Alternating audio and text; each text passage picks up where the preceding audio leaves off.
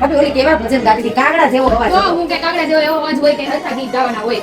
ઓલી ડ્રેસ કેવો પહેર્યો છો? હાડી ડ્રેસ બે બાયું હતી. ખબર ડાન્સ કરતી છું. તો હું અહીંયા કોઈ કરવાના. પાછળ ઓલી ડોસી જોઈ હતી કેટલી પંચાયત કરતી હતી, અને આગળ ઓલી બે બાયો તો બે ડિસ્કો કરે એટલે કેટલી ભૂંડીની લાગે. કાંઈ નહીં અહીંયા ભાભી, હોય. તમે પ્રસાદી તો લીધી? અરે ખીચો ભરી લઈ જઈ પ્રસાદી. તો વાંધો નહીં, આપણે પ્રસાદી ખાઈ લેવાનું. હા. તમે સત્સંગમાં ગયા હતા હા તો તારી ઘેરે જવાનું કે અમારી ઘેરે આવવાનું હોય? ભાઈ હું મારી ઘેર જ જવાની હતી, પણ ભાભી કે ઘડીક આવો ને બેન બેહવા, તો હું આટો મારવા આવી. ચારના આમે હારના મંડળ તું કઈ ઘેરે જાતો, ઘર ભેગી નહીં થાતો, અને તને ખબર પડે છે કે નહીં તું સત્સંગમાં જતો ને ગામની પંચાયત કરવા જાતો?